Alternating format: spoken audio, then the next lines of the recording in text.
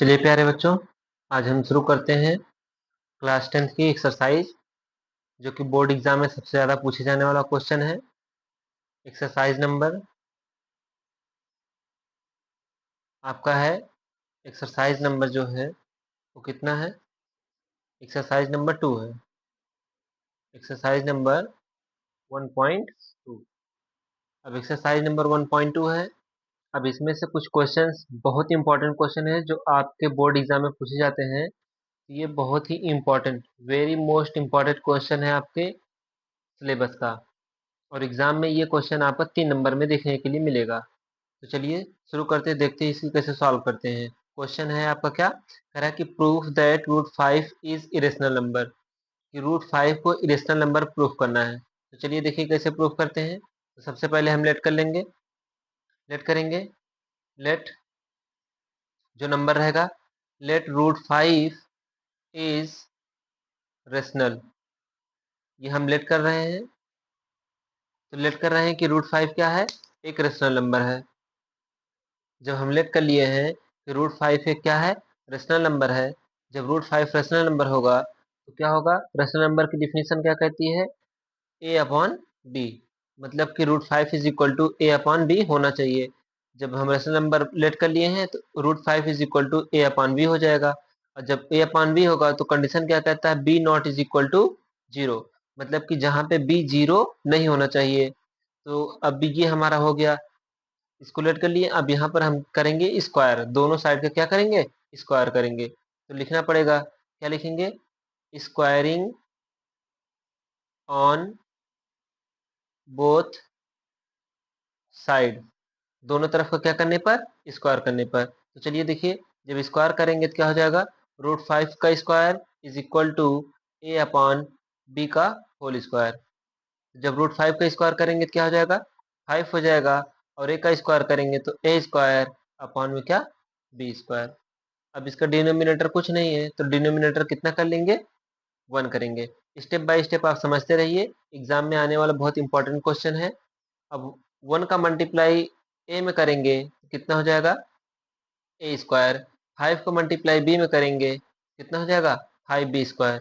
अब यहीं पे आप इससे बना लेंगे क्या, इक्वेशन, क्योंकि इसका भी आपको आगे काम लगेगा। तो देखिए, अब यहाँ पर 5b के साथ मल्टीप्लाई में है तो इसको ट्रांसफर करेंगे तो कितना हो जाएगा, ए स्क्वायर अपॉन में कितना, बी, 5 इज इक्वल टू कितना, बी स्क्वायर। अब देखिए जो ए स्क्वायर है ये 5 से क्या है, डिविजिबल है, तो यही हमें लिखना पड़ेगा। अब क्यों डिविजिबल होता है, कि अगर कोई भी नंबर ऊपर है, वह जो नीचे डिनोमिनेटर रहेगा वह उससे डिविजिबल होता है। तो ए स्क्वायर ऊपर है तो ए स्क्वायर जो है 5 से डिविजिबल होगा।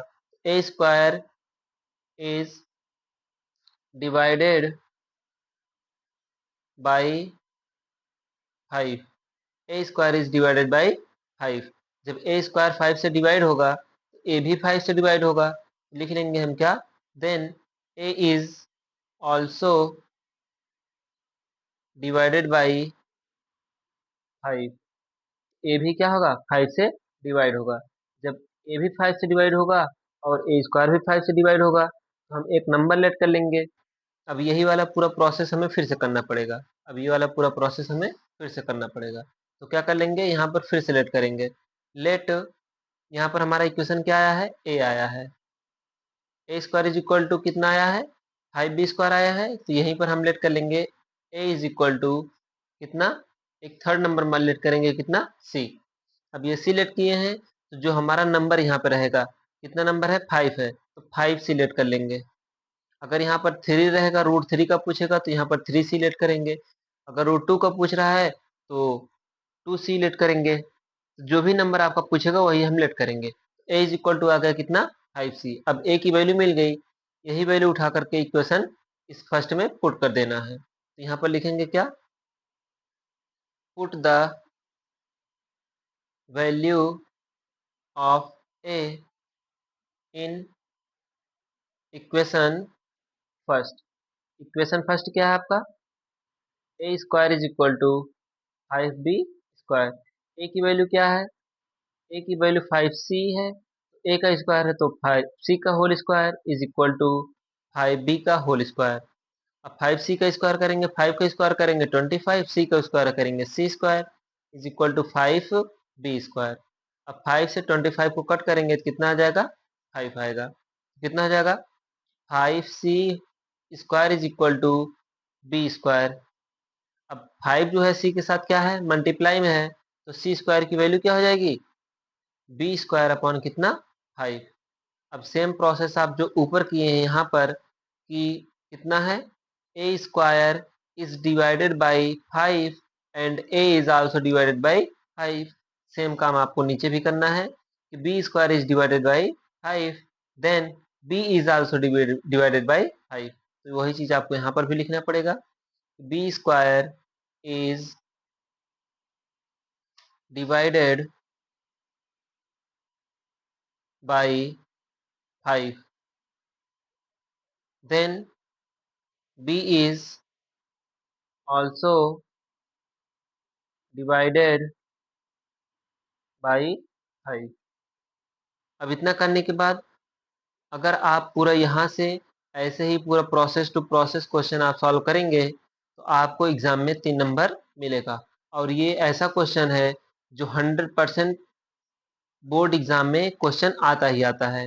इतना करने के बाद आपको लास्ट में 2-3 लाइन लिखना पड़ेगा। तो चलिए देखिए 2-3 लाइन क्या लिखना पड़ता है, उसको भी देख लेते हैं। चलिए तो देखिए क्या लिखना पड़ेगा, a and b have at least 5 as a common factor. कह रहा है कि ए और बी के पास एट लीस्ट 5 के एक कॉमन फैक्टर है। क्या है, ए एंड बी के पास एट लीस्ट 5 एक क्या है, कॉमन फैक्टर है। कह रहा है कि but this contradicts the fact a and b are coprime number. कह रहा है कि यहाँ पर हमारा जो a and b coprime number let किए हैं वह क्या है, महज एक कॉन्ट्रडिक्ट फैक्ट है, विरोधाभास फैक्ट है। कह रहा है कि this contradiction has arisen because of our incorrect assumption. कह रहा है इसलिए हमारा माना गया, अजम्पशन मतलब माना गया जो इक्वेशन है वो क्या है, इनकरेक्ट है, मतलब गलत है।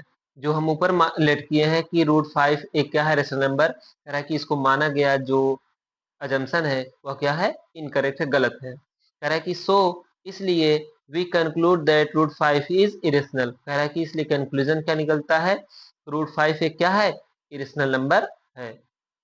आई होप आपको ये पहला क्वेश्चन समझ में आया होगा। अगर आप इतना करते हैं तो आपको बोर्ड एग्जाम में 3 नंबर मिल जाएगा। तो चलिए आगे देखते हैं और किस टाइप के क्वेश्चन पूछते हैं। तो चलिए देखते हैं अगला कौन सा क्वेश्चन है जो एग्जाम में आता है। चलिए देखिए अगला क्वेश्चन इंपॉर्टेंट क्वेश्चन ये भी है, ये भी आपका एग्जाम में पूछता है। अगर ये क्वेश्चन आएगा तो ये एग्जाम में 2 नंबर का क्वेश्चन आता है। तो देखिए इसको कैसे सॉल्व करेंगे। ये बेटा ये क्वेश्चन देखने में आपको थोड़ा सा बड़ा लग सकता है लेकिन ये क्वेश्चन बड़ा है नहीं। तो देखिए क्या कह रहा है कि proof that 3 + 2√5 is irrational number. कह रहा है कि प्रूफ कीजिए कि 3 + 2√5 एक इरेशनल नंबर है। तो जो काम हम उस वाले वीडियो में किए हैं, सॉरी उस वाले क्वेश्चन में किए हैं, वही काम हम इस वाले भी क्वेश्चन में करेंगे। तो क्या कह रहा है, लेट 3 + 2√5 इज रेशनल नंबर। कह रहा है कि हम लेट कर लिए कि 3 + 2√5 क्या है, रेशनल नंबर है।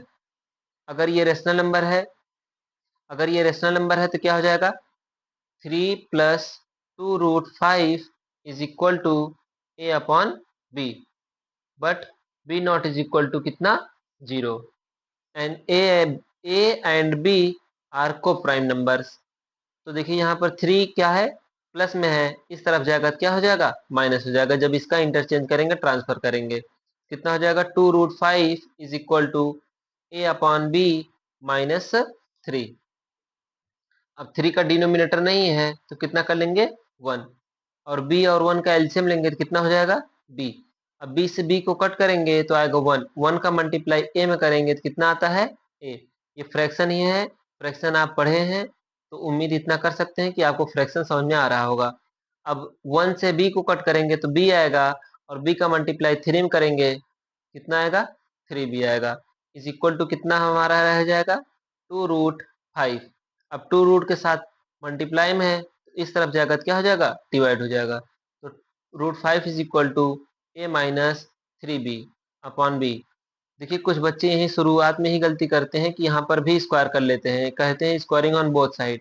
जब आप इस क्वेश्चन को स्क्वायर करके करेंगे तो ये आपका मेथड गलत होता है। तो इसको ऐसे ही किया जाता है और ये इतना ही किया जाता है, इसके आगे ये नहीं किया जाता। यहाँ पर भी आपको कुछ लाइन लिखना पड़ता है, तो चलिए देखते हैं वहाँ पर क्या क्या लिखना पड़ता है, उसको भी देख लेते हैं। चलिए, तो हमने इसको लिख लिया है। देखिए क्या कह रहा है कि a and b have at least one common factor. वही पहले वाली लाइन ही लिखनी है कि ए एंड बी के पास एट लीस्ट एक कॉमन फैक्टर है। कह रहा है कि our contradiction has incorrect assumption. कह रहा है कि हमारा कॉन्ट्रडिक्शन जो है, अजम्पशन जो है वो क्या है, इनकरेक्ट है, मतलब गलत है। कह रहा है कि बिकॉज, इसलिए √5 इज इरेशनल नंबर। और ये हम ऊपर प्रूफ कर चुके हैं कि √5 एक क्या है, इरेशनल नंबर है। इसलिए 3 + 2 √5 इज ऑल्सो इरेशनल नंबर। इतना आपको लिखना पड़ेगा। अगर आप इतना लिखते हैं तो आपको इस क्वेश्चन में 2 नंबर एग्जाम में मिलेगा। अगर वो वाला क्वेश्चन आता है तो उस क्वेश्चन को स्क्वायर करके, स्क्वायरिंग ऑन बोथ साइड, उसको पूरा प्रोसेस से लगाने के बाद आपको 3 नंबर मिलेगा। ऐसा क्वेश्चन आता है जो 3 + 2 √5 करके आता है, 3 + 2 √5 करके ऐसा क्वेश्चन आता है। इस टाइप का कोई भी क्वेश्चन आएगा तो आपको यही प्रोसेस पूरा करना पड़ेगा, और यही पूरा प्रोसेस करके लास्ट में आप इतना लिखेंगे तो आपको 2 नंबर मिलेगा। एक और क्वेश्चन है जो इस एग्जाम में पूछता है, चलिए उसको भी देख लेते हैं।